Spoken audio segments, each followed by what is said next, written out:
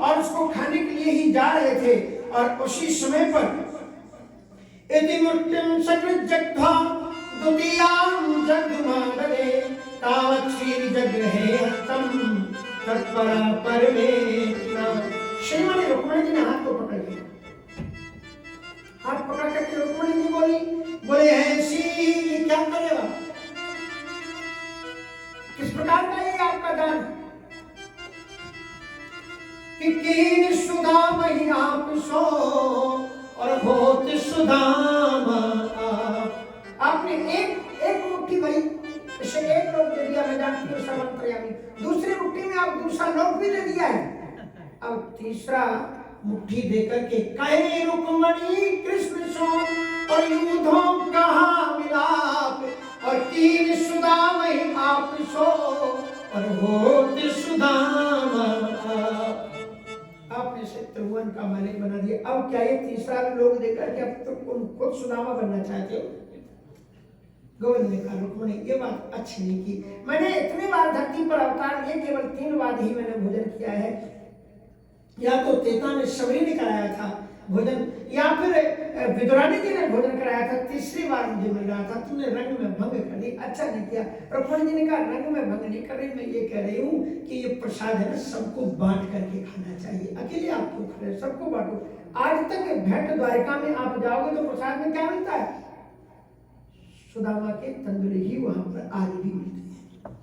भगवान श्याम सुंदर वहां पर रहे, खूब उनकी बचपन की बातें स्मरण की हैं, अच्छी अच्छी बातें हुई हैं। और उसके बाद में जब सुदामा जी चलने लगे तो कहा कि वो अकेले उनको छोड़ करके आया हूँ, छोटे छोटे बच्चे, तो मैं जाऊँ? कहा चले जाओ। अब सुदामा जी ने कहा कुछ देगा, तो बोले फिर वो मैं जा ही रहा हूँ। हाँ कोई बात नहीं चले जाओ। तो वो भाभी को कुछ कहना है? नहीं कुछ नहीं, सब कुशल मंगल समान सोचते, कुछ तो इनको याद आ जाए, कुछ तो दे दे, मैं बता दिया है। अब वो बार बार कहे तो फिर मैं जाऊँ? बोले हाँ जाओ। अब महाराज सुदामा बोले लो, उसने कहा था हम चले, कुछ नहीं कोट राशिला वाले दिखाते हैं, भागवत में ऐसा नहीं, राशिला वाले दिखाते हैं कुछ कोट पहनाए थे, उसमें सोने के बटन थे, वो भी बीच में आए लुटेरे, वो भी लूट लिए। सुदामा ने कहा ये भी उसी के आदमी हो गए। लेकिन श्रीमद् भागवत में तो इतना प्यारा वर्णन है कि सुदामा रास्ते में जब गोविंद ने कुछ नहीं दिया तो क्या सोचा सुनता हम दरिद्रः पापियान् कृष्णः श्रीनिकेतनः ब्रह्मबन्धुरिति स्माहं बाहुभ्यां परिरम्भिता। कहाँ तुम्हें दरिद्र गरीब ब्राह्मण और कहाँ श्रीपति द्वारिकाधीश श्री कृष्ण, लेकिन कितना मेरा सम्मान किया। जिस पर्यंत पर रुक्मिणी जी बैठी उस पर मुझे बैठा है। कौन दरिद्र प्राप्त्यान् तस्यैव मे सौहृद सत्य मैत्री दास्यम पुनर्जन्मनि जन्मनि स्यात्। मेरे यदि कुछ भी प्रणव हो तो अगला जन्म फिर मेरा मनुष्य का बने और वही मेरा मित्र बने और कुछ नहीं चाहिए इससे बड़ा, क्योंकि भक्ताएं चित्ता भगवान ही संपदो राज्य विभूति न समर्थितया। भक्त के चित्त की सच्ची संपत्ति केवल उसका भगवान है, न धन है, न दौलत है, न मकान है, न जायदाद है। और ऐसा सुंदर सुदामा चिंतन करता हुआ वो ऐसा नहीं सोचता कि गोविंद ने कुछ नहीं दिया, ये नहीं हुआ, वो नहीं हुआ। तो ये है सुदामा का सुंदर विचार। सुदामा जी जब तक आए, अगर भगवान ने विश्वकर्मा को आदेश दिया और सुदामा के आने के पहले उनकी जो टूटी फूटी झोपड़ी थी, जिस गांव में पिछड़ा हुआ गांव था, उस गांव को पूरी नई नवेली दुल्हन की तरह सजा दिया गया, एकदम नई द्वारकापुरी बनकर के तैयार हो गई। सुदामा जी महाराज सोचते ये क्या होगा, मैं इतना चला फिर द्वारकापुरी लौट करके आ गया। और जब वो लौटने लगे तो फिर उनके द्वारपाल दौड़े दौड़े महाराज राजा अधिराज सुदामा जी महाराज की जय हो। ये क्या कर रहे हो तुम?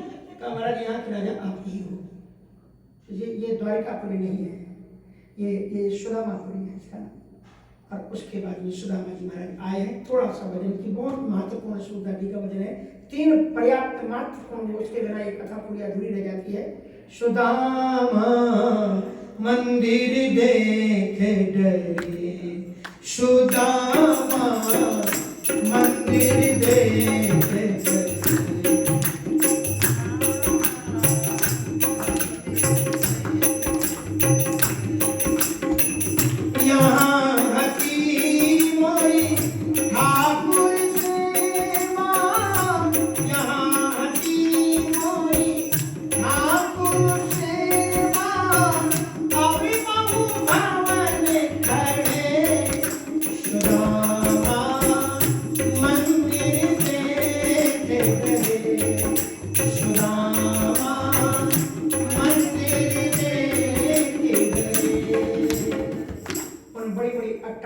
को महलों को देख करके सुदामा जी डरे। बोले यहाँ तो मेरी ठाकुर जी की पूजा थी, वो कुटिया कहाँ गई जिसमें ठाकुर जी विराजमान थे? ठाकुर जी को उन्होंने देखा। दूसरी चीज क्या लिखी कि यहाँ हत्यो तुलसी को बिरवा, वैष्णव के घर में तुलसी जरूर होना चाहिए। सुदामा जी ने कहा ये बड़े बड़े गाय खड़े हुए, पेड़ खड़े, लेकिन यहाँ हत्यो तुलसी को बिरवा, अब बहु गाली खड़े, कितने भी पेड़ लगा लो तुलसी नहीं तो सब व्यर्थ है। और उसके बाद में फिर उन्होंने तीसरी चीज क्या लिखी, यहाँ हति मुरी नारी सुशीला दासन झुंड खड़े। अब वो महारानी के आभूषण में खड़ी हुई है सुशीला जी आरती सजा करके, लेकिन वो पहचान नहीं पाते, सोचते तो कोई महारानी है। यहाँ मेरी जो सुशीला नारी थी, पत्नी थी, ये कहाँ चली गई? तो लोगों ने कहा कि आखिर अंत में पत्नी को याद किया ना? हाँ, जरूर करना चाहिए। ऐसी पत्नी को सदैव याद करना चाहिए जो पत्नी तुम्हें भगवान के पास भेजती हो। सुदामा कहते हैं कि मेरी वो पत्नी थी जिसने मुझे भगवान के पास में भेजा। जो पत्नी आपको धर्म के पथ पर ले जाए, दान के धर्म पर ले जाए, सत्कर्म पर ले जाए, उन पत्नियों के उपकार को कभी भी नहीं भूलना चाहिए। ये कथा बड़ी अनंत है, मैंने संक्षिप्त में करते हुए आपको सुदामा जी का चरित्र सुनाया है। और कल कथा का क्या है, भोग पड़ेगा। कल भगवान की कथा का जो होगा विराम होगा, विश्राम होगा। और ये व्यास गद्दी तो कभी सुनी होती नहीं, यहाँ पर तो परंपराएं कथाओं की चलती रहती है, लेकिन हो सकता है कि इस बार थोड़ा सा ज्यादा वक्ता ना आ पाए, क्योंकि ठाकुर जी की ये कृपा मुझे ही प्रदान हुई है अभी फिलहाल। क्योंकि जन्माष्टमी में कई लोगों ने तैयारी की थी, मुझे जो सूचना मिली थी एयरपोर्ट पर जब मैं आया तो हमने टूटी फूटी इंग्लिश में लिखा दिया, very important because of my religion so I have to go Hindu centre, look here the brochure he printed at he brand सब जगह बात दिया है। तो क्या होगा, तो हमारी बात शायद उनको जम गई। ओके, तो उन्होंने चले जाने दिया। और फिर नहीं तो फिर वो खैर में वैक्सीन तो लगा चुका था इंडिया की, तो यहाँ की भी लगा दी है। ठाकुर जी की कृपा है। तो कहने का मतलब ये है कि ठाकुर जी की मंगलमय कृपा है, आपके बीच में मैं आया और ये आप लोगों का शुक्र और पुण्य हमें आपके बीच में लाया है। अपने बड़ी श्रद्धा और भक्ति के साथ में कथा को श्रवण किया। कथा के समापन के संदर्भ में आपको हमारे आचार्य जी विशेष रूप से बताएंगे। कल कथा का समापन होगा। कल का प्रकरण मुझे लगता है कि शायद आपने नहीं सुना होगा तो, क्योंकि इस धरती में तो सब कुछ सुना भी होगा, लेकिन कल में आपको जो महत्वपूर्ण विषय कुरुक्षेत्र में ठाकुर जी का प्रस्थान और वहां से ब्रजवासियों का राधा जी 100 वर्ष बाद वहां मिलती है, वो प्रसंग होगा। बहुत प्यारा प्रसंग है। और दत्तात्रेय जी का जो चरित्र है, उनके 24 गुरुओं से हमें इस भागवत का सार तत्व प्राप्त होता है। वो कल हम आपको, अगर आपने कल की कथा नहीं सुनी तो समझ लीजिए कि आपने इसका मूल जो कुंजी है उसको आपने छोड़ दिया। इन्हीं शब्दों के साथ में पुनः प्रोग्राम और आप सभी के लिए आचार्य श्री दीक्षित। मैं थोड़ी सी वो बात करेंगे। मैं आपको बता दूं कि हमारी संस्था रामानंद विश्वविद्यालय परिषद ने कोरोना में भी बहुत काम किया है। अगर आप देखोगे तो आदिवासी वनवासी क्षेत्र में लगातार हमारी संस्था अभी भी काम कर रही है और काफी बच्चे अध्ययन एजुकेशन दे रहे हैं। संस्था अमेरिका में रजिस्टर्ड है, नॉन प्रॉफिट ऑर्गेनाइजेशन के रूप में RVHP संस्था का नाम है।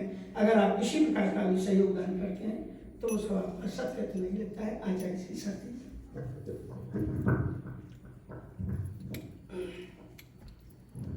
ध्याये नित्यं महेशं रजतगणनिभं चारुचन्द्रावतंशं रत्नां कल्पोज्ज्वलांगं परशुनिर्वराभीत्यस्तं प्रसन्नं पद्मासीनं समन्तात् स्तुतिममर्गणैर्व्याघ्रकीर्तिं प्रशानं विश्वाद्यं विश्वबीजं मित्रभयहरं पंचवक्त्रं त्रिनेत्रम्। उपस्थित सभी भक्तों की तरफ से पूज्यपाद प्रातः श्रेणी स्वामी जी महाराज के पावन श्री चरण कमलों को नमन करते हुए, जैसा कि मुझे स्वामी जी ने बताया, कल इस यज्ञ का समापन दिवस है और हमारी शास्त्रीय मर्यादा है, परंपरा है, शास्त्रीय सूत्र है कि जो कोई भी यज्ञ की पूर्णाहुति में अपनी उपस्थिति दर्ज करा देता है, संपूर्ण यज्ञ के पुण्य फल को प्राप्त करने का वो अधिकारी हो जाता है। इस सूत्र को ध्यान में रखते हुए मैं आप सबसे आग्रह करूंगा कि हम सचमुच बड़ा भाग्य हैं जो ऐसे विद्वान संत का सानिध्य प्राप्त हुआ है और कल तक यह प्रवाह इसी प्रकार से प्रभावित होगा। कल पूर्णाहुति है इस यज्ञ की, तो आप उसमें अपनी उपस्थिति अवश्य दें और अपनी ही नहीं बल्कि अपने अन्य मित्रों को, परिवारजनों को भी सूचित करें, उत्साहित करें, ताकि वे लोग इस पूर्णाहुति यज्ञ में सम्मिलित होकर के और संपूर्ण इस जन्माष्टमी के उपलक्ष्य में होने वाली इस भागवत कथा के पुण्य को प्राप्त कर सके। कल का समय भी जो है वह सायंकाल 6 बजे से और 7:30 बजे तक का ही है।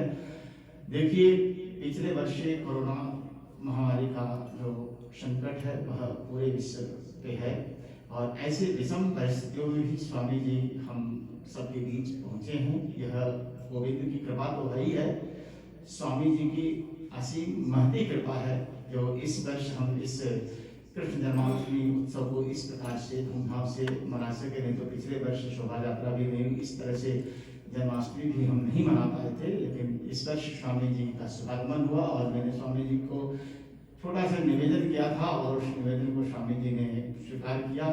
हम आजीवन स्वामी जी आपके आभारी रहेंगे।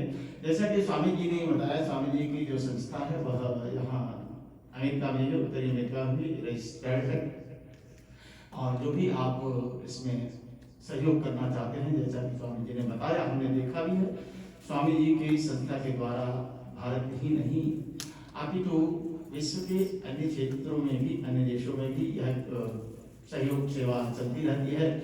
स्वामी जी से मेरी चर्चा हो रही थी, स्वामी जी ने कहा कि देखिए दीक्षित जी, हम जो वर्ष भर के अन्न संग्रहित करते हैं बच्चों के, विद्यार्थियों के खाने पीने के लिए, कोविड काल में हमने उसको पैकेट बना के 10-10 किलो के और प्रत्येक गरीब परिवारों को प्रदान कराया। तो यह सब संभव है हमारे आप सबके सहयोग से ही, और यह प्रकल्प इसी प्रकार से चलता रहे। इसलिए हमारा यह दायित्व है कि हम अपना सहयोग, भरपूर सहयोग ऐसी संस्थाओं के लिए, हमने अपने आंखों से देखा है, स्वामी जी के संस्था बनारस में भी है और वहाँ पे अनेक विद्यार्थी जो वनांचल से लाए गए हैं, उनके सब देख रेख, सारी पढ़ाई का खर्च, खाने पीने का, रहने का, कपड़ा लत्ता, कॉपी किताब, सब कुछ संस्था के द्वारा प्रदान किया जाता है। तो यह सब पैसे के बिना तो संभव नहीं है। आप हम सभी लोग समझदार हैं, जानते हैं कि एक भी चीज बिना पैसे की प्राप्त नहीं होती है, परंतु यह सब कुछ संभव है अर्थ से, और वह अर्थ हम और आप देंगे तभी संभव है। आज तो मैं आज के इस कथा प्रसंग को इन्हीं सूचनाओं के साथ यहीं पे विश्राम देने जा रहा हूँ। कल पुनः हम आप सब एकत्रित होंगे और इस यज्ञ की पूर्णाहुति करेंगे। मैं पुनः आप सबसे आग्रह करता हूँ कि कल अवश्य ही अपने अन्य मित्रों के साथ समुपस्थित होइए और भगवत कथामृत को पान करके अपने जीवन को धन्य एवं कृतार्थ करें। इन्हीं सूचनाओं के साथ आज के कथा प्रसंग को विश्राम आरती से पूर्व आज के आरती से पूर्व आज की प्रसाद सेवा जिस श्रद्धालु परिवार ने कराई है, शर्मा परिवार की तरफ से आज की भोग सेवा मनोज कुमार शर्मा जी के पुण्य स्मृति में भगवान के पावन श्री चरण कमलों में समर्पित है। भगवान से हमारी विनती प्रार्थना है कि प्रभु शर्मा परिवार द्वारा समर्पित आज की इस भोग सेवा को स्वीकार करते हुए मनोज जी की आत्मा को परम सुख और शांति प्रदान करते हुए परिवार के सभी जनों के प्रभु अपनी कृपा दृष्टि अपना आशीर्वाद बनाए रखे।